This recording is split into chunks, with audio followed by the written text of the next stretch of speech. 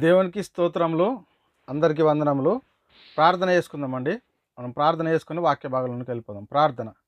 మమ్మల్ని మిక్కిలిగా ప్రేమించిన మా ప్రియ పరలోకపు తండ్రి, మీ ఘనమైన ఉన్నతమైన మహోన్నతమైన నామానికి కృతజ్ఞతాస్తుతులు స్తోత్రాలు చెల్లిస్తున్నాం. అవును దేవా, ఇప్పటి వరకు మీ కృపాసనలో మమ్మల్ని భద్రపరిచి కాచి కాపిన విధానంగా మీకే కృతజ్ఞతాస్తుతులు స్తోత్రాలు. తండ్రి, మీరు మాకు అనుగ్రహించిన పరిశుద్ధ గ్రంథంలో నుంచి దేవా కొన్ని వాక్యాలు మేము పరిశీలిస్తుండగా మీ ఆత్మజ్ఞానాన్ని అనుగ్రహించండి.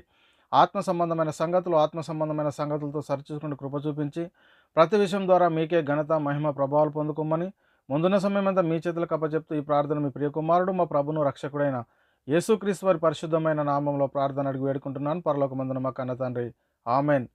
ప్రభు నందు ప్రియ పరిశుద్ధ దేవుని కుమారులారా, దేవుని కుమార్తెలారా, మీ అందరికీ మన ప్రభును రక్షకుడైన యేసుక్రీస్తు వారి పరిశుద్ధమైన నామంలో వందనములు, శుభములు. అదేవిధంగా మరి ఫేస్బుక్ లైవ్ ద్వారా కానీ యూట్యూబ్ ఛానల్ ద్వారా కానీ వీక్షిస్తున్న నా ఆత్మీయ సహోదరులందరికీ మరొకసారి యేసుక్రీస్తు నామంలో హృదయపూర్వక వందనములు. తండ్రి అయిన దేవునికి కృతజ్ఞతాస్తుతులు, స్తోత్రములు. సహోదరులారా, ఈరోజు మనము ఒక చక్కటి అంశాన్ని నేర్చుకుని దేవుని నామాన్ని మహిమపరుద్దాం. అయితే ప్రియులారా, మనం ఈరోజు నేర్చుకునేటటువంటి అంశము ఏమిటంటే దేవుడు కలిగి ఉన్న ఐశ్వర్యం ఏమిటి అనేటటువంటి అంశాన్ని గురించి మనం నేర్చుకుని దేవుని నామాన్ని మహిమపరుద్దాం. అయితే ప్రియులారా, ముందుగా మరి అందరూ సంతోషంగా ఆనందంగా ఉన్నారా? ఎందుకు మనం ఆనందంగా సంతోషంగా ఉండాలంటే, ఇప్పుడు మనం ఎక్కడ కూడి ఉన్నామండి? మన అందరి ఆత్మలను కన్న తండ్రి అయిన దేవుని సన్నిధిలో కూడి ఉన్నాం కాబట్టి మనం అందరం ఎలా ఉండాలట? ఆనందంగా సంతోషంగా మనం గడపాల్సినటువంటి సమయము. అయితే ప్రియులారా, ఈరోజు మనం నేర్చుకునే ఈ అంశంకు మనం పరిశీలన చేస్తే ఒక వ్యక్తిని గురించి కానీ, ఒక సంఘాన్ని గురించి కానీ, ఒక సమస్యను గురించి కానీ మరి ఎవరిని కూడా ఉద్దేశించి చెప్పేటటువంటిది కాదు. మరి పరిశుద్ధ లేఖనాలు ఏం చెప్తా ఉన్నాయి ఏంటి అనేది మరి వాటిని మీ ముందుకు తీసుకొచ్చాం క్రీస్తు ప్రేమ మమ్మలను బలవంతం చేయడం ద్వారా. అయితే ప్రియులారా, మనం మొట్టమొదట గ్రహించవలసింది ఏంటంటే నేడు క్రైస్తవులు అంటే ఎవరు అనేది మనం మొట్టమొదట గ్రహించుకుంటే దేవుడు ఇప్పుడు మనం పరిశీలన చేస్తే యేసుక్రీస్తు దేవుని కుమారుడు, యేసుక్రీస్తు ప్రభువు, యేసుక్రీస్తు ద్వారా పాప క్షమాపణ, రక్షణ, నిత్య జీవము, పరలోకము అని నమ్మి మారు మనసు పొంది పశ్చాత్తాపడి యేసుక్రీస్తు నామములో బాప్తిసం తీసుకొని సంఘంలో ఎవరైతే చేర్చబడుతున్నారో, ఎవరైతే క్రీస్తును శిరస్సుగా కలిగినటువంటి సంఘంలో ఉన్నారో మరి వాళ్ళే నేడు క్రైస్తవులు. అయితే ప్రియులారా, మన యొక్క విశ్వాసాన్ని మనం పరిశీలన చేసుకుంటే మనము దృశ్యమైన వాటిని చూడక అదృశ్యమైన వాటి అందే నిదానించి చూసేటటువంటి పరిస్థితి. అంటే దృశ్యమైన వాటి మీద మనము దృశ్యమైన వాటిని చూడేటటువంటి పరిస్థితి లేదు. ఎందుకంటే మనం అదృశ్యమైన వాటినే చూడాలి. విశ్వాసం అన్నది నిరీక్షిస్తున్న వాటి యొక్క నిజ స్వరూపము, అదృశ్యమైనవి ఉన్నవనటకు రుజువులై ఉన్నాయి. కాబట్టి ప్రియులారా, మనం ఈ లోక మూలపాఠాల విషయంలో మృతి పొంది మరి క్రీస్తునందు నూతన జీవంగా, నూతన సృష్టిగా సృష్టించబడినటువంటి మనము ప్రియులారా, మరి మనం దేవుని దగ్గరికి వచ్చినటువంటి మనము మరి దేవుణ్ణి మనం ఏం అడుగుతా ఉన్నాము అనేది మనం మొట్టమొదట మనల్ని మనము పరిశీలన చేసుకోవాలి. అయితే ప్రియులారా, దేవుడు ఆత్మ ఉన్నాడు కనుక మరి ఆయనను ఆరాధించేవారు ఆత్మతోనూ సత్యంతోనూ ఆరాధించాలి. అయితే ప్రియులారా, మనం పరిశీలన చేస్తే మరి దేవుడు మనకు అనుగ్రహించేటటువంటి ఐశ్వర్యం ఏమిటి? క్రీస్తు దగ్గరికి వచ్చినటువంటి మనము, మరి దేవుని దగ్గరికి వచ్చినటువంటి మనము, అయితే ప్రియులారా, మనము మనల్ని మనం ఒకసారి పరిశీలన చేసుకుందాం. అయితే ప్రియులారా, మరి దేవుడు మన విషయంలో ఏమి కోరుకుంటున్నాడు, మరి దేవుని దగ్గర ఉన్నటువంటి ఐశ్వర్యం ఏమిటి అనేది మనం మొట్టమొదట గ్రహించుకుంటే మనకు దీని గురించి చాలా అద్భుతంగా మనకు అర్థమవుతుంది. ఒక వ్యక్తి దగ్గర ధనం ఉందనుకోండి, డబ్బు ఉందనుకోండి, అతన్ని పోయి అడిగితే మనకు ఆ ధనం ఆయన దగ్గర ఉన్నది కాబట్టి మనకి ఇస్తాడు. మనం ఆయన దగ్గర లేనిది అడిగామనుకోండి, మనకి ఎవరైనా ఇవ్వగలరా అంటే ఎవరు కూడా ఇచ్చేటటువంటి పరిస్థితి లేదు. అయితే ప్రియులారా, మనం పరిశీలన చేసుకుంటే నేడు అంటే క్రైస్తవులం అని పేరు పెట్టుకున్నటువంటి పరిస్థితుల్లో చాలామంది జరిగిస్తున్నది ఏంటి అని అంటే, మీరు మా దేవుని నమ్మండి, మా క్రీస్తుని నమ్మండి, నమ్మితే ఏమవుతుంది అంటే మీ ఏ సమస్యలు ఉన్నా కానీ వాటన్నిటి గురించి పరిష్కరించబడతాయి అని చెప్తున్నటువంటి పరిస్థితిని మనం చూస్తూ ఉన్నాం. ఏంటి అంటే ప్రియులారా, మీకు అనారోగ్యంగా ఉన్నారా? క్రీస్తు నమ్ముకోండి, ఆరోగ్యం వస్తుంది.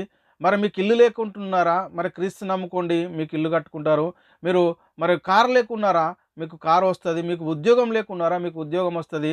మరి మీకు పిల్లలు పుట్టట్లేదా? పిల్లలు పుడతారు అని చెప్పుతూ మరి దేవుడు కలిగి ఉన్నటువంటి ఐశ్వర్యం ఏమిటి, దేవుడు మనకు క్రీస్తులో మనకు అనుగ్రహించింది ఏమిటి అనేది వీటన్నిటిని గురించి మర్చిపోయి నేడు ఎలాంటి పరిస్థితిలో ఉన్నారు అనేది మనం ఒకసారి మనల్ని మనమే మరి పరిశీలన చేసుకోవాలి. అయితే ప్రియులారా, మనం మొట్టమొదట గ్రహించుకుంటే ఏంటి అసలు మనం విశ్వాస జీవితం ఏంటి, మరి క్రీస్తుని మనం ఎందుకు అంగీకరించాం సొంత రక్షకునిగా, మరి మనం ఈ లోక మూల పాఠాల విషయంలో మృతి పొందిన తర్వాత మళ్ళీ దేవుని దగ్గరకు వచ్చి మరి దేవుణ్ణి మనం ఏం అడుగుతా ఉన్నాం? అయితే ప్రియులారా, మనం అడిగేటటువంటివి మరి దేవుణ్ణి శోధించేలాగా ఉన్నాయా ఏంటి అనేది ఒకసారి మనల్ని మనమే పరిశీలన చేసుకోవాలి. చాలా మందిని గురించి మనం పరిశీలన చేస్తే మీకు స్వస్థతలు, కృపావరాలు మాకు ఉన్నాయండి, ఇవి అండి, అవ్వండి అని చెప్తూ అనేక మందిని మరి అసత్యం వైపు నడిపిస్తున్నటువంటి పరిస్థితిని మనం చూస్తున్నాం. అయితే ప్రియులారా, మొట్టమొదట దేవుడు కలిగి ఉన్నటువంటి మహిమ ఏంటో అనేది మనకు అర్థమైతే మరి అది ఈ లోక సంబంధిది, ప్రకృతి సంబంధమైనది, భూ సంబంధమైనదా, మరి దేవుడు కలిగి ఉన్నటువంటి ఐశ్వర్యం ఎలాంటిది అనేది మనం ఒకసారి మొట్టమొదట పరిశీలన చేసుకోవాల్సినటువంటి అవసరం ఎంతైనా ఉంది ప్రియులారా. ఇక్కడ మనం పరిశీలన చేసుకుంటే సహోదరులారా, అసలు దేవుడు కలిగి ఉన్నటువంటి ఐశ్వర్యం ఏమిటి? ఇది మనము చాలా జాగ్రత్తగా మనం పరిశీలన చేసుకుందాం. ఈరోజు క్లాస్ ఏంటంటే దేవుడు కలిగి ఉన్నటువంటి ఐశ్వర్యం. దీని గురించి మనం పరిశీలిస్తే ప్రియులారా, దేవుడు తన ఐశ్వర్యం చొప్పున క్రీస్తు యేసునందు మహిమలో మన ప్రతి అవసరాన్ని తీర్చేటటువంటి పరిస్థితి ఉందని చెప్తా ఉన్నాడు. ఇక్కడ మనం పరిశీలిస్తే ఫిలిప్పీయులకు రాసిన పత్రిక, అపొస్తలుడైన పౌలు గారు ఫిలిప్పీయులకు రాసిన పత్రిక 4వ అధ్యాయం 19వ వచనంలో, కాగా దేవుడు తన ఐశ్వర్యం చొప్పున యేసుక్రీస్తునందు మహిమలో మీ ప్రతి అవసరం తీరుస్తాడు. అంటే దేవుడు కలిగి ఉన్నటువంటి ఐశ్వర్యం ఏమిటి అనేది తెలియక ఈరోజు అనేక మంది అబద్ధ బోధకులు, అంటే సాతాను తానే వెలుగుదూత వేషం ధరించుకొని వాని పరిచారకులకు, నీతి పరిచారకుల దేశం ధరింపజేశాడు.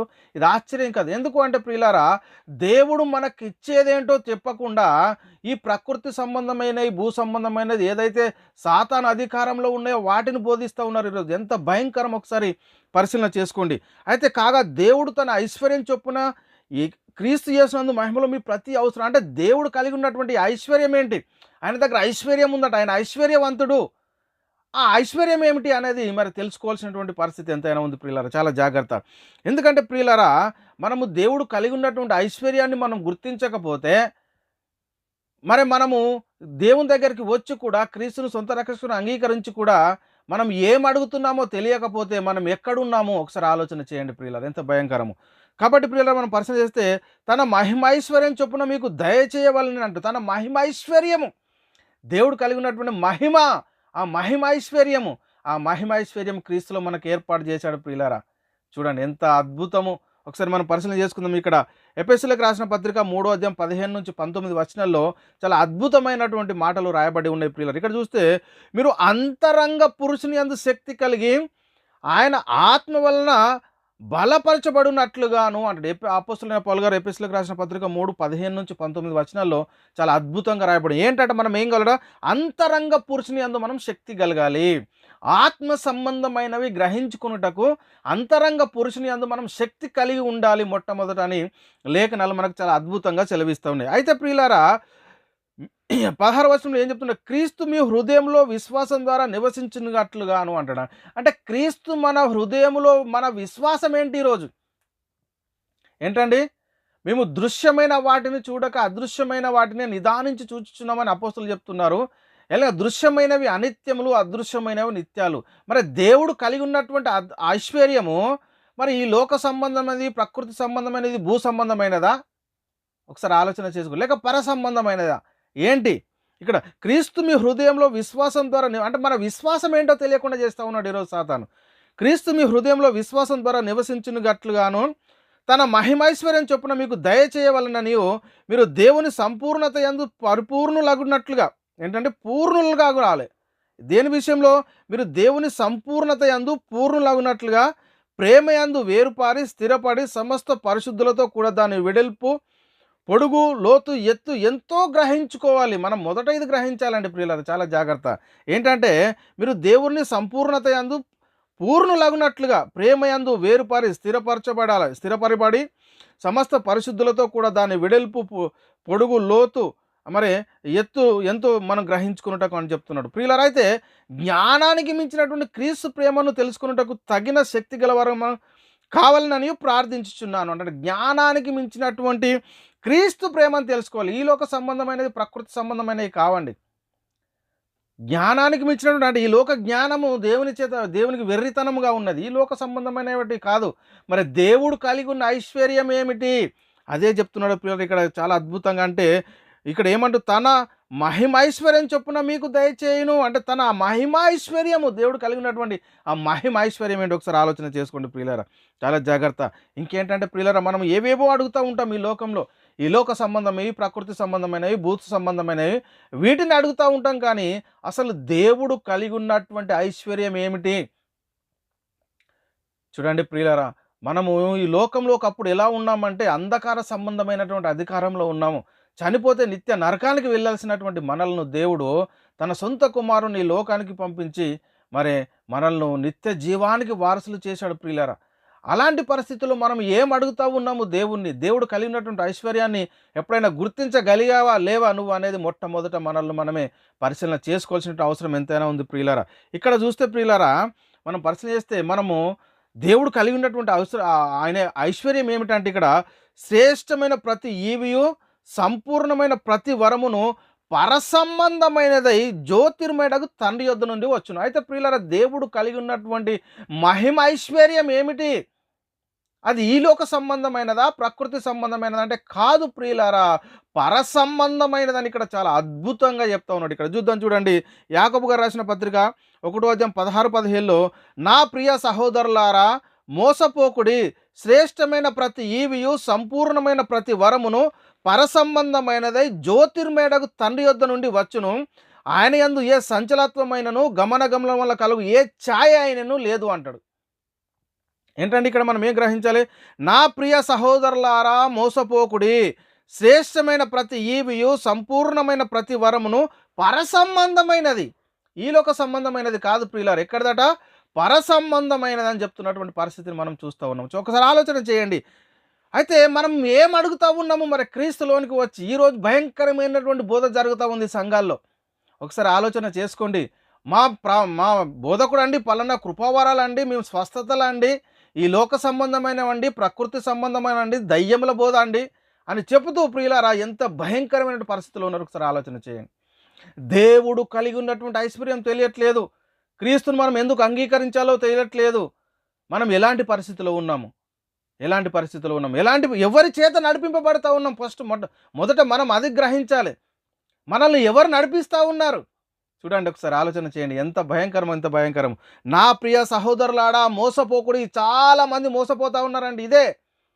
ఇదే ఈ లోక సంబంధమైనవి చెప్తా ఉన్నాయి. మనం క్రీస్తుని విశ్వసించిన వారికంటే విశ్వసించని వారికి అనేకమైనటువంటి కోటీశ్వరులు ఉన్నారు. అర్థమైందా అండి? మరి వాళ్ళకి లేనిది మనకున్నది ఏంటి? ఆత్మరక్షణ, మృతుల పునరుత్థానము. మరి ఇదాన్ని బట్టి నువ్వు అతిశయించాలి. ఇది బట్టి ఈ ఐశ్వర్యాన్ని నువ్వు దేవుణ్ణి అడగాలి. కానీ మరి నువ్వేం అడుగుతా ఉన్నావు? చూడండి, మోసపోతా ఉన్నారండి. మోసపోవద్దని చెప్తున్నాడు యాకోబు గారు ఇక్కడ. నా ప్రియ సహోదరులారా మోసపోకుడి, శ్రేష్టమైన ప్రతి ఈవియు సంపూర్ణమైన ప్రతి వరమును పరసంబంధమైనదై జ్యోతిర్మయుడగు తండ్రి యొద్ద నుండి వచ్చును. ఆయన యందు ఏ సంచలత్మైనను గమనగమనం వలగు కలుగు ఏ ఛాయ అయినను లేదు అంటాడు. ఆలోచన చేయండి. దేవుడు కలిగి ఉన్నటువంటి ఐశ్వర్యం ఏంటి? ఈ లోక సంబంధమైనదేనా? మనం అడుగుతున్నవి అవి దేవుడు కలిగి ఉన్నవేనా? ఏం అడుగుతూ ఉన్నాము అంటే పంచభూతములు మిక్తమైన వేండ్రంతో లయమైపోతాయి, భూమి ధర్మమున కృత్యములన్నీ కాలిపోతాయి. దేన్ని అడుగుతూ ఉన్నాము? ఒకసారి ఆలోచన చేయండి. క్షణమాత్రం ఇవి కొద్ది కాలమే. మరి వేటి గురించి మనం ప్రయాసపడతా ఉన్నాం? వేటిని అడగడానికి దేవుని దగ్గరికి వచ్చాం? ఎందుకు క్రీస్తునందు విశ్వాసం ఉంచాం? ఎందుకు క్రీస్తును సొంత రక్షకునిగా అంగీకరించాం? ఇది మనకు తెలియట్లేదు. ఒకసారి ఆలోచన చేయండి. ఎలాంటి పరిస్థితులు ఉన్నాం? ప్రతి ఈవి పరసంబంధమైనదై జ్యోతిర్మయుడగు తండ్రి యొద్ద నుండి వచ్చునండి. జ్యోతిర్మయుడగు తండ్రి యొద్ద నుండి. ఒకసారి ఆలోచన చేయండి ప్రియ సహోదరి, ప్రియ సహోదరుడా. ఏంటి దేవుడు కలిగి ఉన్నటువంటి ఐశ్వర్యం ఏంటి? మనకి ఏ ఐశ్వర్యం కావాలి? ఈ లోక సంబంధమైనదా? అడుగుతా ఉన్న దేవుడు అంటా ఉన్నాడు. ఓ ధనవంతుడు అంట ఏం చేస్తున్నాడు అంటే, నా పంట విస్తారంగా పండింది, నా కొట్లు సరిపోవు దాంట్లో, అంటే వాటిని విప్పించి వాటిని కట్టించిన ధాన్యం అంతా సమకూర్చుకుంటానని చెప్పి అంటా ఉన్నాడు. నా ప్రాణమా తాగుము, త్రినుము, సుఖించుము, నీకు అనేక సంవత్సరములకు మరి ఆహారం సమకూర్చబడి ఉన్నదని చెప్తే దేవుడు అంటున్నాడు, వెర్రివాడా, ఈ రాత్రి నీ ప్రాణం అడుగుచున్నారు, నువ్వు సిద్ధపరిచినవి ఏమగును? మనం వేటి గురించి అడుగుతూ ఉన్నాం దేవుణ్ణి? ప్రియులారు, ఒకసారి ఆలోచన చేయండి. మన విశ్వాస జీవితము మనం ఎక్కడున్నాము ప్రియులారు? ఎక్కడున్నాము? ఇక్కడ అందుకే చెప్తున్నా, శ్రేష్టమైన ప్రతి ఈవియు సంపూర్ణమైన ప్రతి వరమును పరసంబంధమైనదై జ్యోతిర్మయుడగు తండ్రి యొద్ద నుండి వచ్చునని చెప్తున్నటువంటి పరిస్థితి ప్రియులారా, చాలా జాగ్రత్తగా మనం పరిశీలన చేసుకోవాలి ప్రియులారా. ఎలాంటి పరిస్థితుల్లో మనం ఉన్నాము, ఎంత భయంకరమైన పరిస్థితులు మనం ఉన్నాము ఒకసారి పరిశీలన చేసుకోండి. మన పరిస్థితి ఏంటి? మరి దేవుడు కలిగి ఉన్నటువంటి ఐశ్వర్యం ఏమిటి? చూడండి ప్రియులారా, మన పరిస్థితి ఏంటి? ఒకసారి ఆలోచన చేయండి. ఆయన క్రీస్తునందు పరలోక విషయంలో ఆత్మ సంబంధమైన ప్రతి ఆశీర్వాదం మనకు అనుగ్రహిస్తాడట. ఏంటండి? దేవుడు కలిగి ఉన్నటువంటి ఐశ్వర్యం అంటే క్రీస్తు యేసునందు పరలోక విషయంలో ఆత్మ సంబంధమైన ప్రతి ఆశీర్వాదం, ఆత్మ సంబంధమైన ప్రతి ఆశీర్వాదం మనకు అనుగ్రహిస్తాడు, ప్రియులారా అనుగ్రహిస్తాడు. ఇక్కడ ఎఫెసీయులకు రాసిన పత్రిక 1 అధ్యాయం 3 నుంచి మనము 7 వచనాలు పరిశీలన చేస్తే ఇక్కడ అద్భుతంగా రాయబడి ఉంది ప్రియులారా. మన ప్రభు అయిన యేసుక్రీస్తు యొక్క తండ్రి యగు దేవుడు స్తుతించబడును గాక. ఆయన క్రీస్తు యేసునందు పరలోక విషయంలో ఆత్మ సంబంధమైన ప్రతి ఆశీర్వాదము మనకు అనుగ్రహించెను అంటాడు. ఏంటంటే దేవుడు అనుగ్రహించినటువంటి ఆ మహిమ, దేవుడు అనుగ్రహించినటువంటి ఇక్కడ ఆయన ఆశీర్వాదాలు ఏంటి ఒకసారి ఆలోచన చేయండి. ఏమంటున్నాడు ఇక్కడ? ఆయన క్రీస్తు యేసునందు పరలోక విషయంలో ఆత్మ సంబంధమైన ప్రతి ఆశీర్వాదం. మనం ఏం కోరుకుంటున్నామండి? ఈ లోక సంబంధమైనవి కావాలనుకుంటున్నామా, లేక దేవుని దగ్గరికి వచ్చినటువంటి మనం ఏమి కావాలని కోరుకుంటున్నాం? ఆలోచన చేయండి, అర్థం చేసుకోండి ప్రియులారా. ఇక్కడ మన ప్రభు అయిన యేసుక్రీస్తు యొక్క తండ్రి యగు దేవుడు స్తుతించబడును గాక. ఆయన క్రీస్తు యేసునందు పరలోక విషయంలో ఆత్మ సంబంధమైన ప్రతి ఆశీర్వాదమును మనకు అనుగ్రహించెను. ఎట్లనగా తన పురిని యందు తను ఉచితముగా మనకు అనుగ్రహించిన తన కృపా మహిమకు కీర్తి కలుగునట్లు తన చిత్త ప్రకారమైన దయా సంకల్పం చొప్పున యేసు క్రీస్తు ద్వారా తనకు కుమారులుగా స్వీకరించుటకై మనలను ముందుగా తన కోసం నిర్ణయించుకొని మనము తన ఎదుట పరిశుద్ధులమును నిర్దోషములై ఉండవలనని జగత్తు పునాది వేయబడక మునిపే ప్రేమ చేత ఆయన క్రీస్తులో మనల్ని ఏర్పరచుకున్నాడు. దేవుడు కలిగి ఉన్నటువంటి ఐశ్వర్యం ఏంటి? ఒకసారి ఆలోచన చేయండి. ఏమంటుండు? పరలోక విషయంలో ఆత్మ సంబంధమైనటువంటి ప్రతి ఆశీర్వాదము దేవుడు మనకు అనుగ్రహిస్తాడు ప్రియులారా. ఈ లోక సంబంధమైనవి కావు, ప్రకృతి సంబంధమైనవి కావు, భూ సంబంధమైనవి కావు దేవుడు అనుగ్రహించేటటువంటిది. దేవుడు ఏ లోక మహిమను మనకి ఇస్తానంటే పరలోక మహిమ. క్రీస్తులో మనల్ని ఏర్పరచుకున్నాడు జగత్తు పునాది వేయబడక మునిపే. మన యొక్క విశ్వాసము, మన యొక్క నిరీక్షణ ఏంటి ఈరోజు? ఒకసారి ఆలోచన చేయండి. మనం వేటిని అడుగుతూ ఉన్నాము? పరలోక విషయంలో ఆత్మ సంబంధమైనటువంటి ప్రతి ఆశీర్వాదాన్ని దేవుణ్ణి అడుగుతూ ఉన్నామా? అందుకోసమే క్రీస్తు దగ్గరికి వచ్చామా? అందుకోసమే మరి యేసుక్రీస్తుని మన సొంత రక్షకునిగా అంగీకరించాము? ఒకసారి ఆలోచన చేయండి ప్రియులారా.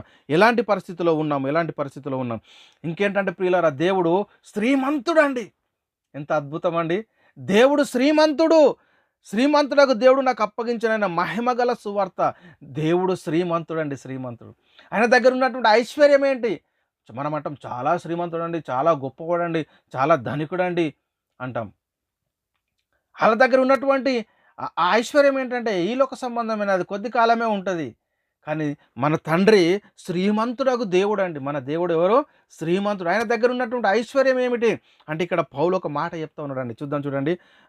అపోస్తలుడైన పౌలు గారు తిమోతికి రాసిన మొదటి పత్రిక 1 అధ్యాయం 8 ఆయనను శ్రీమంతుడకు దేవుడు నాకు అప్పగించిన ఆయన మహిమగల సువార్త ప్రకారము అంటాడంటే దేవుని యొక్క ఐశ్వర్యము, దేవుని యొక్క ఆ శ్రీమంతము దేనిలో దాచి ఉంచాడు మనకి ఈరోజు అంటే సువార్తలో ఉంది. ఆ సువార్తలో ఆలోచన చేసుకోండి పిల్లలు, ఎంత అద్భుతం అండి, ఎంత అద్భుతం. ఒకసారి ఆలోచన చేయండి. శ్రీమంతుడగు దేవుడు నాకు అప్పగించిన ఆయన మహిమగల సువార్త. ఈరోజు మనం సువార్త వింటున్నామా? ఏ సువార్త వింటున్నామండి ప్రియులారా? మన ఆత్మలను రక్షించుకునేటటువంటి సువార్తేనా?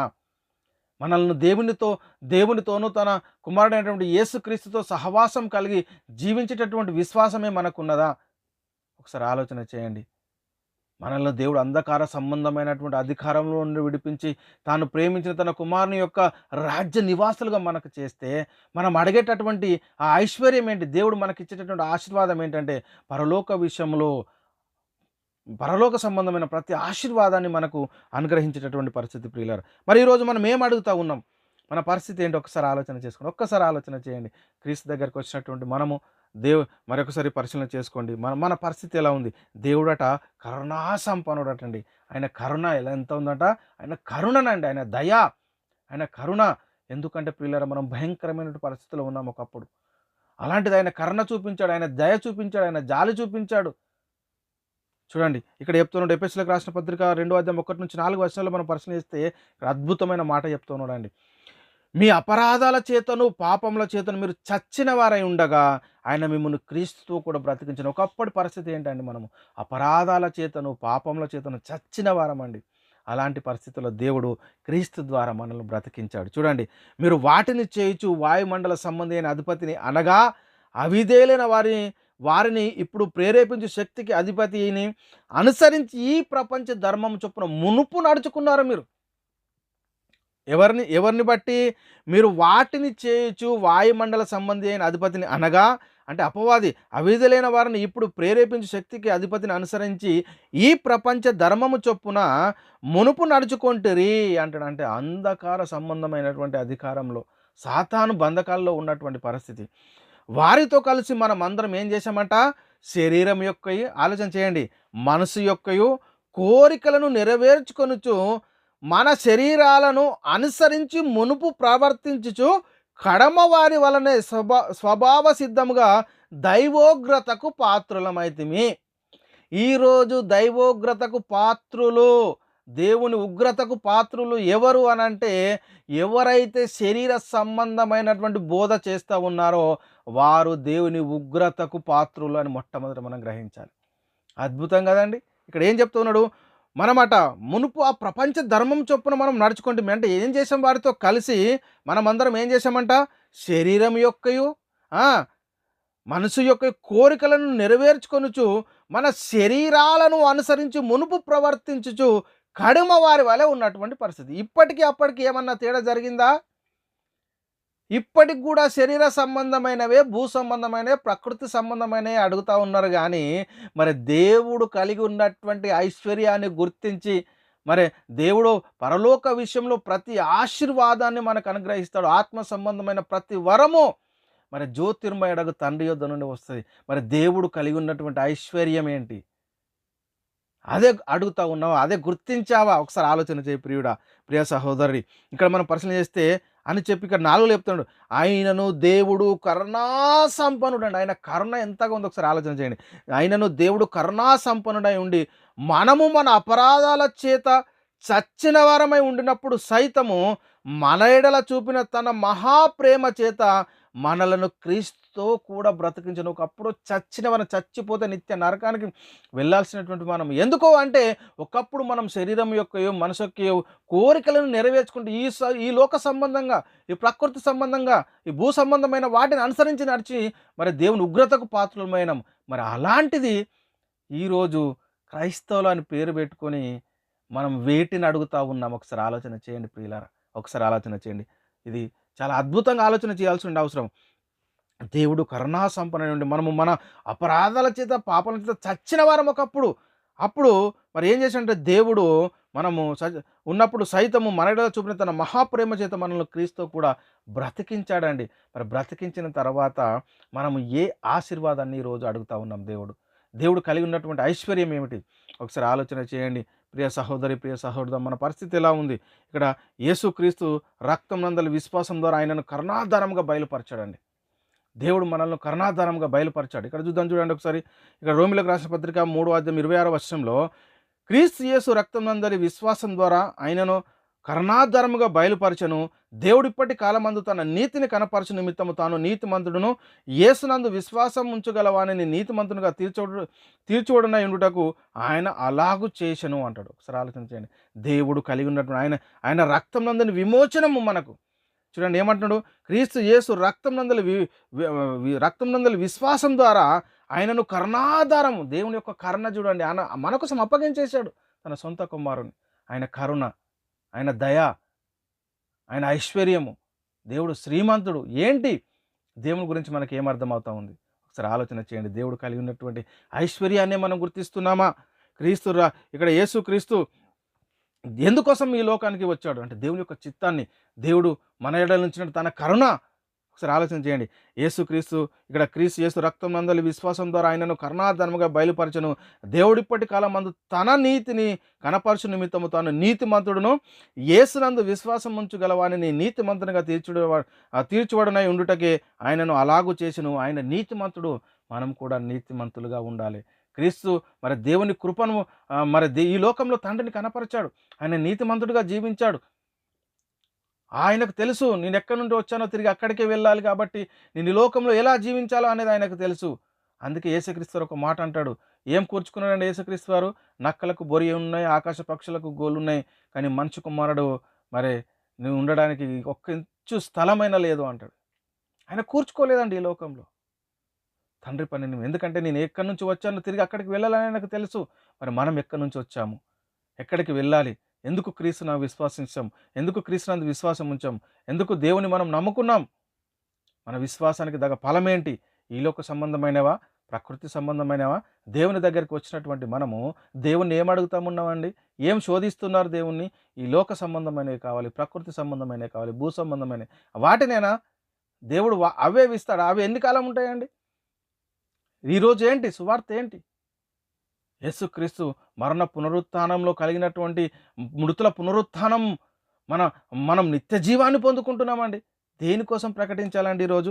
చూడండి ప్రియులారా, ఎంత భయంకరము. ఇక్కడ మనం పరిశీలన చేస్తే తన కృపా మహాదేశ్వర్యం అట. దేవునిది ఏంటంట? దేవుని యొక్క కృపా మహాదేశ్వర్యం. చూడండి ప్రియులారా ఏమంటారు?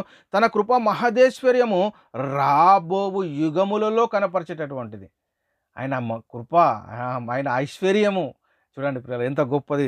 తన కృప మహదేశ్వర్యము అంటే రాబోవు యుగములలో కనపరుస్తాడు. ఎప్పుడండి? దేవుని యొక్క ఐశ్వర్యము. దేవుడు ఇప్పుడు యేసుక్రీస్తు ఎక్కడ ఉన్నాడు? తండ్రి కుడి పార్శ్వంలో ఉన్నాడు. మరి యేసుక్రీస్తు ఏమంటున్నాడు? జయించిన వాడిని నాతో కూడా నా సింహాసనం ముందు కూర్చొని. ఎంతటి గొప్ప మహిమకు మనం వారసులము. ఈ ఈ మహిమను తెలియకుండా చేస్తున్నాడు సాతాను. ఎఫెసీయులకు రాసిన పత్రిక 2:6 క్రీస్తు యేసు నందు ఆయన మనకు చేసిన ఉపకారం ద్వారా అత్యధికమైన తన కృపా మహదేశ్వర్యమును రాబోవు యుగములలో కనపరచు నిమిత్తము అంటాడు. అంటే క్రీస్తు యేసునందు ఆయన మనకు చేసిన ఉపకారము ద్వారా అత్యధికమైన తన కృపా మహదేశ్వర్యము రాబోవు యుగములో కనపరిచేటటువంటిది.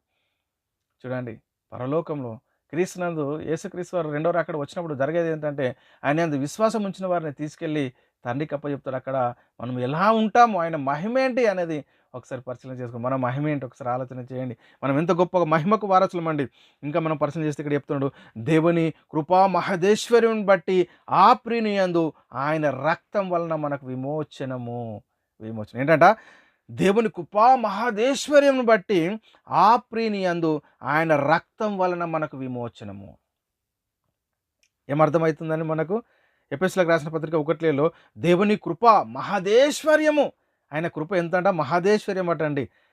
ఆ ప్రియుని యందు ఆయన రక్తం వలన మనకు విమోచనము అనగా మన అపరాధలకు క్షమాపణ మనకు కలిగి ఉన్నది. ఒకప్పుడు ఈ లోక సంబంధంగా, ప్రకృతి సంబంధంగా, భూ సంబంధంగా ఉంటూ మన శరీరానుసారంగా జీవిస్తున్నటువంటి పరిస్థితుల్లో దేవునికి మరి శత్రువులుగా ఉన్నటువంటి పరిస్థితుల్లో దేవునికి మనం అవిధేయులుగా ఉన్నటువంటి పరిస్థితుల్లో దేవుడు తన కుమారుణ్ణి పంపించి తన కుమారుని రక్తం ద్వారా మనల్ని విమోచించి ప్రియులారా మరి దేవుని కుమారులుగా చేసుకున్నాడు. చూడండి ఎంతటి గొప్ప మహిమకు మనము వారసులము. మనం కలిగి ఉన్నటువంటి మహిమ ఏంటి? దేవుడు కలిగి ఉన్న ఐశ్వర్యాన్ని మనం అడుగుతూ ఉన్నామా? మరి క్రీస్తునందు దగ్గరికి వచ్చిన తర్వాత పరలోక విషయంలో ఆత్మ సంబంధమైన ప్రతి ఆశీర్వాదాన్ని అడుగుతూ ఉన్నామా? ప్రతి వరమును, ప్రతి ఈవియు పరసంబంధమైనదై జ్యోతిర్మయుడగు తండ్రి యొద్ద నుండి వచ్చినని చెప్తున్నాడు ప్రియులారా. అడుగుతూ ఉన్నాం మరో ఈరోజు? ఏముంది క్రీస్తులో? ఏముంది దేవుని యందు? మనం చూడండి ప్రియులారా, మీరు విశ్వాసం ద్వారా కృపచేతన రక్షించబడింది. కృప అండి. కృప జీతము వేరు, దానము వేరు. కృప ఉచితంగానే ఇచ్చేది, జీతమేమో కష్టపడితే వచ్చేది. మనం ఏమి చేయకపోయినా దేవుడు మనల్ని ప్రేమించి తన కుమారుణ్ణి లోకానికి పంపించి మనల్ని నిత్య నరకం నుండి నిత్య జీవానికి వారసులుగా చేశాడు. ఒకసారి ఆలోచన చేయండి, మన పరిస్థితి ఎలా ఉంది? మీరు విశ్వాసం ద్వారా కృపచేతనే రక్షించబడి ఉన్నారు. ఎఫెసీయులకు రాసిన పత్రిక 2:8 మీరు విశ్వాసం ద్వారా కృపచేతనే రక్షించబడి ఉన్నారు. ఇది మీ వల్ల కలిగినది కాదు, దేవుని వరమే అంటాడు. ఇది వరము. ఆయన మనకు ఒక వరాన్ని అనుగ్రహించాడు. ఏంటి ఆ వరము? ఏంటంటే ప్రియులారా, మనం కృపచేత రక్షించబడి ఉన్నాము. చనిపోతే నిత్య నరకానికి వెళ్ళాల్సినటువంటి మనల్ని దేవుడు నిత్య జీవానికి వారసులుగా చేశాడు. ఆయన కలిగిన వరము, ఆయన కృప, ఆయన మహదేశ్వర్యము, ఆయనను కరుణాధారంగా మనకు బయలుపరిచాడు. దేవుని యొక్క కరుణ ఒకసారి ఆలోచన చేయండి ప్రియులారా. మనం ఎలా ఉన్నాము? కాబట్టి నమ్మువారు ఆయన కృపచేతనే క్రీస్తు యేసునందలి విమోచనం ద్వారా ఉచితంగా మనం రక్షించబడ్డామని చెప్తున్నాడు. ఇక్కడ రోమీయులకు రాసిన పత్రిక 3:24 కాబట్టి నమ్మువారు ఆయన కృపచేతనే క్రీస్తు యేసునందలి విమోచనం ద్వారా ఉచితంగా నీతిమంతులను తీర్చబడుచున్నారు. మరి మనం ఏమని నమ్ముతా ఉన్నాం? మన విశ్వాసం ఏంటండి? విశ్వాసం అనున్నది నిరీక్షిస్తున్న వాటి యొక్క నిజస్వరూపము, అదృశ్యమైనవి ఉన్నవనుటకు రుజువులై ఉన్నవి. ఆత్మ సంబంధమైనటువంటి ప్రతి ఆశీర్వాదాలు దేవుడు వాళ్ళకు క్రీస్తులో ఏర్పరిచాడు. క్రీస్తు దగ్గరికి వచ్చినటువంటి మనము, క్రీస్తుని సొంత రక్షకునిగా అంగీకరించినటువంటి మనము ఈరోజు దేవుణ్ణి మనం ఏం అడుగుతా ఉన్నాము, ఏ ఆశీర్వాదాన్ని అడుగుతా ఉన్నామో ఒకసారి ఆలోచన చేయండి పిల్లలు, ఆలోచన చేయండి. ఇంకా మనం పరిశీలన చేస్తే దేవునిలో ఒక నిధి ఉంది.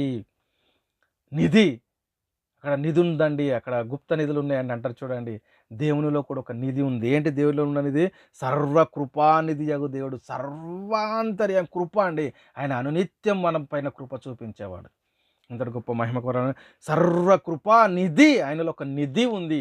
ఆ నిధి ఏంటంటే దేవుడు కలిగి ఉన్నటువంటి ఐశ్వర్యం, ఆ పరలోక సంబంధమైనది, ఆత్మ సంబంధమైన ప్రతి ఆశీర్వాదం అండి. ఒకసారి ఆలోచన చేయండి. సర్వకృపానిధి యగు దేవుడు అంట. పేతురు గారు రాసిన మొదటి పత్రిక 5వ అధ్యాయం 10వ వచనంలో మనం పరిశీలిస్తే పిల్లరా, తన నిత్య మహిమకు పిలిచాడండి. ఎంత గొప్ప అదృష్టవంతులమో చూడండి మనము. తన నిత్య మహిమకు క్రీస్తునందు మిమ్మల్ని పిలిచిన సర్వకృపానిధి యగు దేవుడు కొంచెం కాలము మీరు శ్రమపడిన పిమ్మట తానే మిమ్మల్ని పూర్ణులుగా చేసి స్థిరపరిచి బలపరచును అంటాడు చూడండి పిల్లరా. ఎంత గొప్ప మహిమ అండి. ఏమంటున్నాడు ఇక్కడ? తన నిత్య మహిమకు క్రీస్తునందు మిమ్మల్ని పిలిచిన సర్వకృపానిధి యగు దేవుడు. ఎవరిని పిలిచాడు? తన నిత్య మహిమకు మనల్ని పిలిచాడు. సర్వకృపానిధి యగు దేవుడు తన నిత్య మహిమకు, తన నిత్య మహిమ ఎక్కడ ఉన్నాడు దేవుడు? దేవుడు మనల్ని ఎలా కావాలని కోరుకున్నాడు? తన ఎదుట పరిశుద్ధులుగాను నిర్దోషులుగాను ఉండవాలని జగత్తు పునాది వేయబడక మునిపే మనల్ని కోరుకున్నాడండి తండ్రి. తన ఎదుట పరిశుద్ధులుగా ఉండాలి, తన నిత్యము నా ఎదుట ఉండాలి అని దేవుడు కోరుకున్నాడు. అదే చెప్తున్నాడు, తన నిత్య మహిమకు క్రీస్తునందు మిమ్మల్ని పిలిచిన సర్వకృపానిధి యగు దేవుడు, సర్వకృపానిధి. కొంచెం కాలం మీరు శ్రమపడిన పిమ్మట తానే మిమ్మల్ని పూర్ణులుగా చేసి స్థిరపరిచి బలపరచును. ఈరోజు మనం పరిశీలన చేసుకుంటే క్రీస్తు యేసునందు ఎవరైతే క్రీస్తునందు విశ్వాసం ఉంచుతారో వారి యొక్క పరిస్థితి ఏంటని ఒకసారి మనం పరిశీలన చేస్తే ప్రియులారా, క్రీస్తునందు విశ్వాసం ఉంచిన వారు ఈరోజు వారికి శ్రమలు, ఇరుకులు, ఇబ్బందులు, అపనిందలు, అపజయాలు ఇవన్నీ వస్తూ ఉంటాయి. ఎందుకంటే ప్రియులారా, క్రీస్తు అన్నాడు, నా శాంతినే మీకు అనుగ్రహిస్తున్నాను అన్నాడు. అంటే క్రీస్తు కలిగి ఉన్నటువంటి శాంతి ఏంటి? అనే బాధ పెట్టబడి మరి ఆయన ఓర్చుకున్నాడండి. బాధ ఎంత బాధ పెట్టినా, ఉమ్మి వేసినా, పిడిగుద్దులు గుద్దినా తన్ను తాను రిక్తునిగా చేసుకున్నాడు ఈ లోకంలో. అందుకే చెప్పాడు కదా, ఏమంటుండో క్రీస్తే అదే మాట ఇప్పుడు, జయించిన వాడిని నాతో కూడా నా సింహాసనం అందుకు కూర్చో. ఈరోజు నీకు శ్రమలు వస్తూ ఉన్నాయి, నీకు ఇరుకులు ఇబ్బందులు వస్తూ ఉన్నాయంటే నువ్వు విశ్వాస జీవితంలో సరిగ్గా ఉన్నావు అని అర్థము. ఏంటండి? మన విశ్వాస జీవితంలో మనం కొనసాగుతున్నామని అర్థము. ఒకసారి ఆలోచన చేయండి ప్రియులారా, మన పరిస్థితి ఎలా ఉంది? ఒకసారి మనల్ని మనమే పరిశీలన చేసుకోవాలి. ఏమంటుండు? మనకు చాలా జాగ్రత్తగా మనం పరిశీలన చేయాలండి. మన పరిస్థితి ఏంటంటే, తన నిత్య మహిమకు క్రీస్తునందు మిమ్మల్ని పిలిచిన సర్వకృపానిధి యగు దేవుడు కొంచెం కాలము మీరు శ్రమపడిన పిమ్మట తానే మిమ్మల్ని పూర్ణంగా చేయను అంటాడు. కాబట్టి ప్రియులారా, ఒకసారి ఆలోచన చేయండి, మనం ఎలాంటి పరిస్థితిలో ఉన్నాము. తనకు ప్రార్థన చేయ వారందరినీ కృప చూపుటకు ఆయన ఐశ్వర్యవంతుడై ఉన్నాడు. ఆయన ఐశ్వర్యము పరలోక విషయం గలది. ఆ ఐశ్వర్యాన్ని మనకు అనుగ్రహిస్తాడండి దేవుడు. పరలోక విషయంలో ఏదైతే ఐశ్వర్యాన్ని కలిగి ఉన్నాడో ఆ ఐశ్వర్యం మనం అడిగితే దేవుని దగ్గర ఉన్నటువంటి ఐశ్వర్యం ఇస్తాడు. మనం ఎవరి దగ్గర ఏదైతే ఉందో అది అడిగితే మనకి ఇస్తారు, అంతే తప్ప లేనిది అడిగితే ఎవరు కూడా ఇవ్వలేరు ప్రియులారా. కాబట్టి దేవుడు కలిగి ఉన్నటువంటి ఐశ్వర్యం ఏంటని మొదట గ్రహించి మనం అడిగేది ఉండాలి. అందుకే మన విశ్వాస జీవితాన్ని ఆత్మ సంబంధమైనటువంటి విశ్వాసాన్ని కట్టుకోవాలి. మనం శరీర సంబంధమైనది, ప్రకృతి సంబంధంగా. అంటే మనిషి ఇద్దరు పురుషుల కలయిక. బాహ్య పురుషుడు అంటేనేమో శరీరము, ఆంతర్య పురుషుడు అంటేనేమో ఆత్మ. ఈ ఆత్మ ఎక్కడి నుంచి వచ్చింది అంటే దేవునిలో నుండి వచ్చినటువంటి ఆత్మ తిరిగి ఎక్కడికి వెళ్తుంది? దేవుని దగ్గరికి వెళ్తుంది. కాబట్టి మనము అనునిత్యము జీవించాలంటే మనం ఎక్కడికి వెళ్ళాలి అంటే పరలోకానికి వెళ్ళాలంటే మరి మనం దేవుడిని ఏం అడగాలి ప్రియులారా? ఏం అడగాలి? కాబట్టి తనకు ప్రార్థన చేయవారందరి ఎడల కృప చూపుటకు ఆయన ఐశ్వర్యవంతుడు. ఏమని ప్రార్థన చేస్తూ ఉన్నావు? ఏం కావాలని ప్రార్థన చేస్తూ ఉన్నావు? ఈలోక సంబంధమైనవా, ప్రకృతి సంబంధమైనవా, భూ సంబంధమైన ఏమి కావాలని కోరుకుంటున్నావు ప్రియులారా? రోమిలకు రాసిన పత్రిక 10వ అధ్యాయం 10 నుంచి 12 వచనంలో, ఏలే అనగా నీతి కలుగునట్లు మనుషుడు హృదయంలో విశ్వసించును, రక్షణ కలుగునట్లు నోటితో ఒప్పుకొనును. ఏమనగా ఆయన యందు విశ్వాసం నుంచి వాడేవాడు సిగ్గుపడడాన్ని లేఖనం చెప్పుచున్నది. సిగ్గుపడేటువంటి పరిస్థితి ఉందా? నీతిని ఇక్కడ ఏమంటు, ఏలే అనగా నీతి కలుగునట్లు మనుషుడు హృదయంలో. మన విశ్వాసం ఏంటి ఈరోజు? యేసుక్రీస్తును ప్రభువుగా నీ హృదయంలో ప్రతిష్ఠించుకున్నావా? యేసుక్రీస్తు దేవుని కుమారుడని విశ్వసించావా? ఆయన రక్షకుడని విశ్వసించావా? ఆయన యందు విశ్వాసం ఉంచితే పరలోక విషయంలో ఆత్మ సంబంధమైన ప్రతి ఆశీర్వాదం నేను పొందుకుంటానని విశ్వాసం ఉంచావా? ఏంటి నీ విశ్వాసం ఏంటి? నీ విశ్వాసం నువ్వు రక్షణ కలుగునట్లు నోటితో ఒప్పుకుంటున్నావా? మరి ఏలయనగా నీతి కలుగునట్లు మనుషుడు ఎక్కడంటే హృదయంలో మనం విశ్వసించాలి. రక్షణ కలిగినట్లు నోటితో ఒప్పుకోవాలి. ఏలయనగా ఆయనందు విశ్వాసం ఉంచబడ్డాడు ఎవడు సిగ్గుపడడండి. అదే చెప్తున్నాడు. నేను సిద్ధపరిచిన క్రియల చొప్పున ప్రతివానికి ఇచ్చటకు నేను సిద్ధపరిచిన జీతం నా యొద్ద ఉంది అంటున్నాడు. నేను జీవ కిరీటం ఇచ్చేదని అంటున్నాడు. నా తండ్రి సింహాసనం మందు నేను కూర్చున్న ప్రకారం జయించిన వాడిని నాతో కూడా నా సింహాసనం మందు కూర్చుని ఎంతటి గొప్ప మహిమకు వారసులు చేశాడు. ఎంతటి గొప్ప ఐశ్వర్యము, యుగ యుగాలు ఉండేటటువంటి ఐశ్వర్యం ఈ లోకము సంబంధమైనది కాదండి. కాబట్టి ప్రియులారా ఒకసారి ఆలోచన చేయండి. దేవుని కృపావరము మన ప్రభు అయిన యేసుక్రీస్తునందు నిత్య జీవము. దేవుని యొక్క కృప, ఆయన వరం ఏంటంటే దేవుడు ఇచ్చేటటువంటి వరం ఏంటి? మనం ఈరోజు వరాలు కావాలా? ఏ వరం కావాలి? ఈ లోక సంబంధమైనవా, కొద్ది కాలం ఉండేటివా, ప్రకృతి సంబంధమైనవా, భూ సంబంధమైనవా ఏంటి అంటే ఇక్కడ చెప్తున్నాడు దేవుని కృపావరము మన ప్రభువైన యేసుక్రీస్తునందు నిత్య జీవం. మనకు నిత్య జీవం కావాలండి. ఈ లోకంలో మనం ఎన్ని ఉన్నా లేకున్నా, ధనవంతుడు లాజరు గురించి మనం పరిశీలన చేస్తే, ధనవంతుడు సన్నపునార బట్టలు ధరించుకొని ప్రతినిత్యం అనునిత్యము సుఖంగా జీవించేటటువంటి వాడు. అదేవిధంగా ప్రియులారా మనం పరిశీలన చేస్తే లాజరేమో ఆయన కురుపులతో దిరద్దుడై వారు బల్ల కింద పడి ఉన్నటువంటి రొట్టె ముక్కలు ఏరుకొని తిన్నాడు. కానీ వారు మరణించిన తర్వాత వారి యొక్క స్థలాలు మనం పరిశీలన చేస్తే ధనవంతుడేమో వేదనకరమైనటువంటి స్థలంలో బాధపడుతూనే ఉన్నాడు. ఇక్కడ ఏమీ లేనటువంటి లాజరు మరి అక్కడ అబ్రహాము రొమ్మున పరదేశంలో ప్రియులారా నెమ్మది పొందుతూ ఉన్నాడు. చూడండి ఎంతటి గొప్ప మహిమ గుర్తించగలుగుతూ ఉన్నామా? మనం గుర్తించగలుగుతూ ఉన్నామా? దేవుడు కలిగి ఉన్నటువంటి ఐశ్వర్యము, ఆ ఐశ్వర్యం చొప్పున మనకేం అనుగ్రహిస్తాడు దేవుడు అనేది ఎప్పుడైనా గుర్తించగలిగామా? ఒకసారి ఆలోచన చేయండి ప్రియులారా, ఆలోచన చేయండి. ఏలయనగా ఇక్కడ మనం పరిశీలన చేస్తే రోమిలకు రాసిన పత్రిక 6:23లో ఏలయనగా పాపం వలన వచ్చు జీతము మరణము, అయితే దేవుని కృపావరము మన ప్రభు అయిన యేసుక్రీస్తునందు నిత్య జీవము. ఏం కావాలి ప్రియులారా? నిత్య జీవం కావాలా? నిత్య జీవం కావాలంటే ప్రియులారా మరి మన విశ్వాసం ఏంటి? ఒకసారి ఆలోచన చేసుకోండి. ఇంకా చెప్తున్నాడు బుద్ధి జ్ఞానంలో సర్వ సంపదలు ఆయన అందే గుప్తంలో ఉన్నాయి. మనకి ఏ జ్ఞానం కావాలండి ఈరోజు? ఆత్మ సంబంధమైన ప్రతి ఆశీర్వాదాన్ని వివేచించేటటువంటి జ్ఞానం మనకి ఈరోజు కావాలి. దేవుడు క్రీస్తులో మనకు ఏర్పరిచినటువంటి ఆ మహిమేంటో మనకు తెలియాలి. దేవుడు అనుగ్రహించే ఐశ్వర్యం ఏంటో మనకు తెలియాలి. ఎందుకు క్రీస్తునందు విశ్వాసం ఉంచుతున్నామో మనకు తెలియాలి. ఆ క్రీస్తునందు విశ్వాసం ఉంచితే మన యొక్క మహిమేంటి? క్రీస్తును ధరించుకుంటున్నామంటే క్రీస్తు మహిమను ధరించుకుంటున్నటువంటి మనము మరి ఎవరికి వారసులమో తెలియాలి. దేవునికి వారసులము. మరి దేవుడు ఈ లోక సంబంధమైన వాడా, భూ సంబంధమైన వాడా, ప్రకృతి సంబంధమైన వాడా, లేక పరలోక సంబంధమైన వాడా? ఒకసారి ఆలోచన. దేవుడు కలిగి ఉన్నటువంటి ఐశ్వర్యము మనకు అనుగ్రహిస్తాడు. ఈ లోకంలో కొద్ది కాలమే మనం ఉండాల్సినటువంటి పరిస్థితి. ఆ తర్వాత మనము ఈ దేహాన్ని విడిచిపెట్టాలి. విడిచిపెడితే ఎక్కడికి వెళ్తాం? ఒకసారి ఆలోచన చేయండి ప్రియులారా. మరి మనము దేవుని సన్నిధిలో ఉంటే దేవుని దగ్గరికి వెళ్తాం, లేకపోతే యేసుక్రీస్తు వారు చెప్పారు కదా, సాతానుకు నియమించినటువంటి ఆ నిత్య నరకానికి వెళ్ళేటటువంటి పరిస్థితి ఉంటుంది. కాబట్టి ప్రియులారా ఆలోచన చేయండి. బుద్ధి జ్ఞాన సర్వ సంపదలు ఆయన అందే గుప్తంలై ఉన్నవి. కొలెసీలకు రాసిన పత్రిక 2:3 ఈ మాటలు రాయబడి ఉన్నాయి. కాబట్టి ప్రియులారా క్రైస్తవులు లోకాన్ని చూస్తూ ఉన్నారు. ఈ లోకంలో ఉన్న ప్రతి దాన్ని మనమే ఆత్మకు అనుగ్రహించాడని మోసపోతూ ఉన్నారు. ప్రియులారా మనమై ఉన్న ఆత్మకి ఏం అనుగ్రహించాడో తెలియాలి. ఈ లోక సంబంధమైనవి ఏంటో తెలియాలి. అందుకే యేసుక్రీస్తు అంటాడు, మనుషుడు రొట్టె వలన కాదు దేవుని నోటి నుండి వచ్చు ప్రతి మాట వలన. ఏంటి జీవించేదేంటి? మన ఆత్మ యొక్క మహిమేంటి? మనం ఎక్కడున్నాం ప్రియులారా? ఎక్కడున్నాం ఒకసారి పరిశీలన తెలుసుకోండి. దేవుడు మనకు అనుగ్రహించిన ఆశీర్వాదాలను తెలుసుకోవాలన్న మనకు జ్ఞానము, ప్రత్యక్షత గల మనసు కావాలి. ఈ జ్ఞానము మరి ఎక్కడుంది? క్రీస్తు చేసే ముఖ్యమైన మూలరాయి అపోస్తలు ప్రవక్తలు వేసిన పునాది, పరిశుద్ధులకు ఒకేసారి అప్పగింపబడిన బోధ, ఆత్మ యొక్క నియమము ప్రియులారా. కాబట్టి ప్రియులారా మరి ప్రత్యక్షత గల మనసు దేవుడు మనకు అనుగ్రహిస్తాడు. ఒకసారి ఆలోచన చేయండి ఎలాంటి పరిస్థితిలో ఉన్నాము. ఇక్కడ మన ప్రభు అయిన యేసుక్రీస్తు యొక్క దేవుడైన మహిమా స్వరూపియాగు తండ్రి తను తెలుసుకున్నట్టు యందు మీకు జ్ఞానమును ప్రత్యక్షత గల మనసు అనుగ్రహించినట్టండి. ఎంతటి గొప్ప మాటలని ఏమంటున్నాడు? మన ప్రభు అయిన యేసుక్రీస్తు యొక్క దేవుడైన మహిమా స్వరూపి, ఆయన మహిమ, ఆయన స్వరూపం, ఆయన మహిమా స్వరూపము, ఆయన మహిమా స్వరూపం తండ్రి తన్ను తెలుసుకున్నట్టు యందు మీకు జ్ఞానమును ప్రత్యక్షత గల మనసు అనుగ్రహించింది. ఏమని ఒప్పుకుంటున్నావు ఈరోజు? యేసుక్రీస్తుకు దేవుడు ఉన్నాడు, యేసుక్రీస్తుకు తండ్రి ఉన్నాడు, మనకు దేవుడు ఉన్నాడు, మనకు తండ్రి ఉన్నాడు. మరి యేసుక్రీస్తుకు ఎవరైతే తండ్రో మనకు ఆయనే తండ్రి, యేసుక్రీస్తుకు ఎవరైతే దేవుడో ఆయనే మనకు దేవుడు. యేసుక్రీస్తు వారు మన జ్యేష్ఠ అన్న, మనకు జ్యేష్ఠుడు, దేవుని జ్యేష్ఠ కుమారుడు. ఒకసారి ఆలోచన చేయండి. మనం ఎలాంటి పరిస్థితిలో ఉన్నాం ఒకసారి ఆలోచన చేయండి ప్రియ సహోదరి, ప్రియ సహోదరుడా. ఇక్కడ చెప్తా ఉన్నాడు ఇక్కడ ఎఫెసీయులకు రాసిన పత్రిక 1:19 వచనంలో, మన ప్రభు అయిన యేసుక్రీస్తు యొక్క దేవుడైన మహిమా స్వరూపియగు తండ్రి తనను తెలుసుకునేందు మీకు జ్ఞానమును ప్రత్యక్షత గల మనసు అనుగ్రహించినట్లు నేను నా ప్రార్థనలందు మిమ్మును గురించి విజ్ఞాపన చేయుచున్నాను. మనం అవి కావాలని కోరుకోవాలి, అవి కావాలని దేవుణ్ణి ప్రార్థించాలి. ఏవి కావాలనట?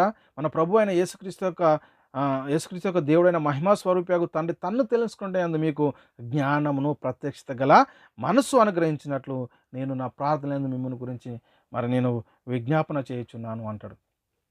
వేటిని అడగాలి? దేవుడు కలిగిన ఐశ్వర్యం ఏంటి ప్రియులారా? ఒకసారి ఆలోచన చేసుకోండి. ఆయన అనుగ్రహ ఐశ్వర్యము ఇక్కడ మనం పరిశీలన చేస్తే, ఆయన అనుగ్రహ ఐశ్వర్యమును సహనము దీర్ఘశాంతమును తృణీకరించదవా అంటాడు. ఏంటట? ఆయన అనుగ్రహ ఐశ్వర్యము, సహనము, దీర్ఘశాంతము మనం తృణీకరించేటటువంటి పరిస్థితి ఉందా? ఆయన అనుగ్రహం ఏంటి? ఆయన మహిమైశ్వర్యం ఏంటి? ఒకసారి ఆలోచన చేయండి. రోమిలకు రాసిన పత్రిక 2వ అధ్యాయం 3-4లో, అట్టి కార్యములు చేయవానికి తీర్పు తీర్చుచు వాటినే చేయుచున్న మనుషుడా, నీవు దేవుని తీర్పు తప్పించుకునేదవని అనుకుందువా? లేదా దేవుని అనుగ్రహము మారు మనసు పొందుటకు నిన్ను ప్రేరేపించుచున్నదని ఎరగక ఆయన అనుగ్రహ ఐశ్వర్యమును, సహనమును, దీర్ఘశాంతమును తృణీకరించదవా? అట్టి కార్యాలే చేస్తూ ఉన్నావా? ఇంకా దేవునికి అవిధేయులైన పనిలే చేస్తూ ఉన్నావా? అట్టి కార్యములు చేయవారికి తీర్పు తీర్చు వాటినే చేయుచున్న మనుషుడా అంటాడు. నువ్వు దేవుని తీర్పు తప్పించుకుందు అని నువ్వు అనుకుంటున్నావా? ఎలాంటి పరిస్థితిలో ఉన్నావు ఒకసారి? లేదా దేవుని అనుగ్రహం మారు మనసు పొందుటకు నిన్ను ప్రేరేపించుచున్నదని ఎరగక అంటున్నాడు. అంటే దేవుని అనుగ్రహం ఏంటంటే ఇక్కడ చెప్తున్నాడు, దేవుని అనుగ్రహము మారు మనసు పొందుటకు నిన్ను ప్రేరేపించుచున్నదని ఎరగక. దేవుని అనుగ్రహం ఏంటట? నువ్వు మారు మనసు పొందాలని దేవుడు అనుగ్రహిస్తా ఉన్నాను. ఆయన అనుగ్రహము అది చెప్తున్నాడు. నువ్వు ఎరుగుతా ఉన్నావు, ఎరగక ఆయన అనుగ్రహ ఐశ్వర్యమును, సహనమును, దీర్ఘశాంతమును నువ్వు తృణీకరిస్తా ఉన్నావా? ఎలాంటి పరిస్థితుల్లో ఉన్నావు అని చెప్తున్నాడు ప్రియులు. ఒకసారి ఆలోచన చేయండి ప్రియులారా. మనము కనికరింపబడి మీకు సమోచితమైన సహాయం కొరకు కృప పొందినట్లు ధైర్యంతో కృపాసనమున వద్దకు చేరేటటువంటి పరిస్థితి ఉందా? మనం ఏం అడుగుతూ ఉన్నాం? ఎలాంటి పరిస్థితులు ఉన్నాం? ఇక్కడ చూద్దాం. హెబ్రీయులకు రాసిన పత్రిక 4:16లో, గనక మనము కనికరింపబడి సమయోచితమైన సహాయం కొరకు కృప పొందినట్లు ధైర్యంతో కృపాసనమున వద్దకు చేరేటటువంటి పరిస్థితి ఉందా?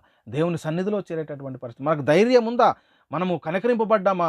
సమయోచితమైన సహాయం కొరకు కృప పొందినట్లు ధైర్యంతో మనం కృపాసనం యొద్దకు చేరుతూ ఉన్నామా? మనం క్రీస్తులో కడగబడ్డామా? మన పాపాలు కడుక్కున్నటువంటి పరిస్థితుల్లో తండ్రి దగ్గరకు వచ్చినటువంటి మనము ఆయన కలిగి ఉన్నటువంటి ఐశ్వర్యాన్ని గుర్తిస్తూ ఉన్నామా?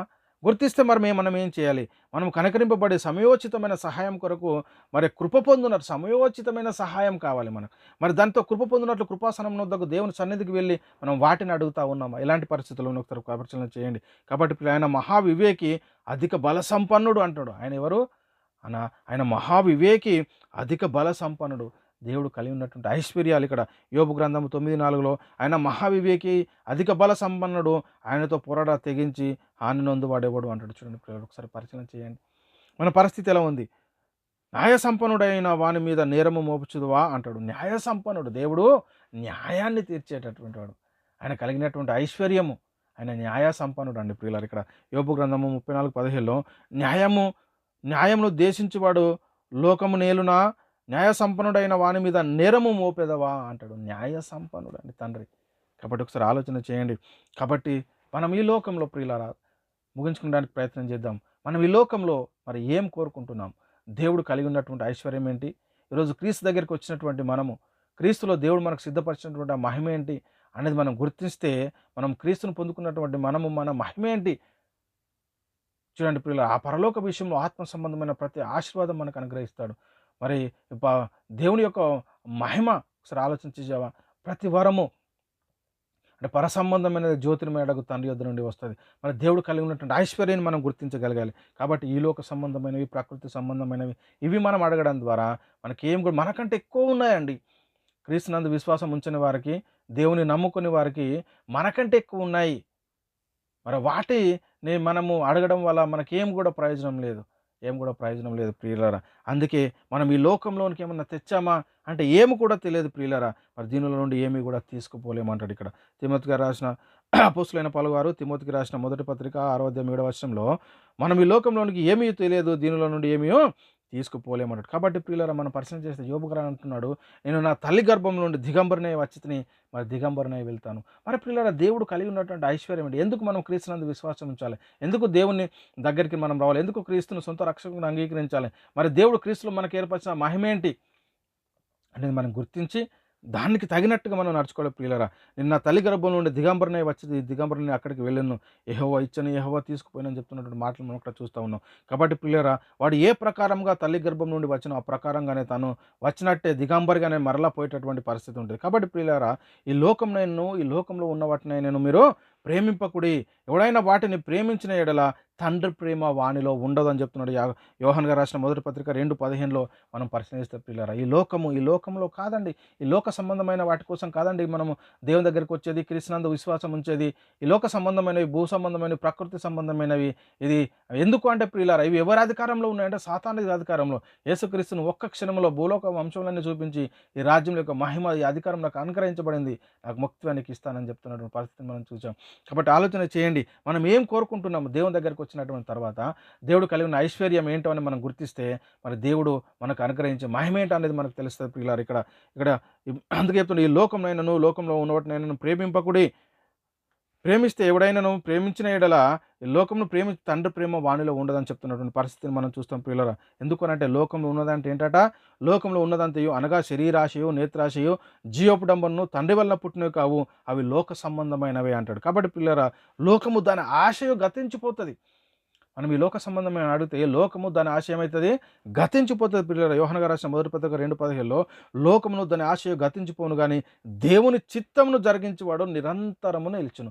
మనం దేవుని చిత్తాన్ని జరిగించడానికి ముందుకు మనము మరి ప్రేరేపించుకోవాల్సిన అవసరం ఎంతైనా ఉందో ప్రియులారా. ఒకసారి ఆలోచన చేయండి. మరి దేవుడు కలిగి ఉన్నటువంటి ఐశ్వర్యం ఏమిటి అనేది మనకు తెలియాలి అంటే, దేవుడు కలిగినటువంటి ఐశ్వర్యం మనకు అర్థం కావాలి అని అంటే, మరి మనం ఏం చేయాలంటే ప్రియులారా, మొట్టమొదట మనం తిరిగించాల్సింది మన మనోనేత్రాలు వెలిగింపబడాలి. మన మనోనేత్రాలు వెలిగింపబడాలి అని అంటే మనం ఏం చేయాలంటే యేసుక్రీస్తు దేవుని కుమారుడు అని ఒప్పుకోవాలి, యేసుక్రీస్తు ప్రభువు అని ఒప్పుకోవాలి. మరి యేసుక్రీస్తు ద్వారా పాప క్షమాపణ, రక్షణ, నిత్య జీవము, పరలోకమని నమ్మి విశ్వసించి మారుమనసు పొంది పశ్చాత్తాపపడి యేసుక్రీస్తు నామంలో బాప్తిసం తీసుకొని సంఘంలో చేర్చబడితే దేవుడు కలిగి ఉన్నటువంటి మహిమ మనకు అర్థమవుతుంది. మన మనోనేత్రాలు వెలిగింపబడతాయి.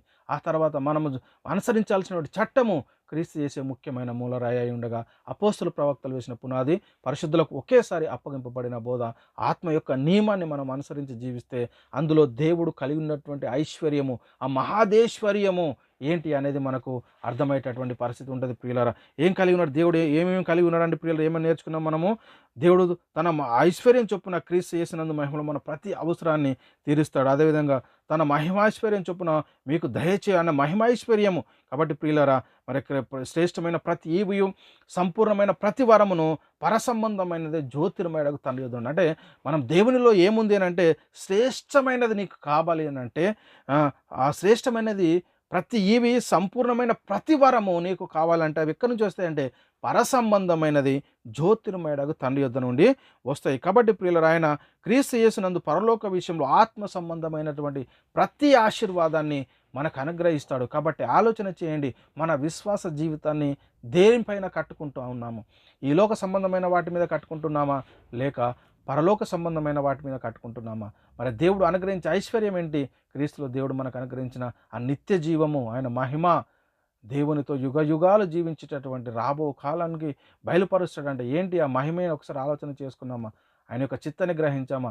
తెలుసుకొని పిల్లల మన దేవుడు కలిగి ఉన్నటువంటి మహిమ ఏంటని మనకు అర్థమైతే మనము ఎంత గొప్ప మహిమకు వారసులము అనేది మనకు తెలిసేటటువంటి పరిస్థితి ఉంటుంది. కాబట్టి ఆలోచన చేయండి, అర్థం చేసుకోండి, సత్యాన్ని గ్రహించండి. దేవుడు కలిగి ఉన్నటువంటి ఐశ్వర్యం ఏంటని గుర్తించి ఇకనైనా దేవుడు కలిగి ఉన్నటువంటి ఐశ్వర్యాన్ని మనం అడగడానికి ప్రయత్నం చేద్దాం. అట్టి కృప దేవుడు మీ అందరికీ అనుగ్రహించును గాక. చెప్పబడినటువంటి వాక్యం మనందరి హృదయంలో నీరు కట్టి ఫలింపజేయను గాక. సహోదరులారా, మేము ప్రకటిస్తున్న ప్రతి ఒక్క ప్రసంగం యూట్యూబ్ ఛానల్ అప్లోడ్ చేయబడుతుంది. యూట్యూబ్ చర్చ్లో BW అకాడమీ, అదేవిధంగా బైబిల్ విజ్డమ్ అకాడమీ బెహ్రెన్ అని మీరు టైప్ చేసి సెర్చ్ బటన్ నొక్కినట్టయితే మేము మాట్లాడిన ప్రతి ప్రసంగం మీరు చూడవచ్చు. మీరు కూడా మా పరిచయలో పాలి భాగస్తులు కాగలరంటే మీరు చేయవలసిందల్లా ఒకటే, మీ అనుదిన ప్రార్థనలో దేవుని సన్నిధిలో మా పరిచయంతో జ్ఞాపకం చేసుకోవడం ద్వారా మీరు కూడా మా పరిచయలో పాలి భాగస్తులు కాగలరు. దేవుడు మిమ్మల్ని దీవించి ఆశీర్వదించును గాక. ఆమెన్. అందరికీ వందనములు. దేవునికి స్తోత్రములు.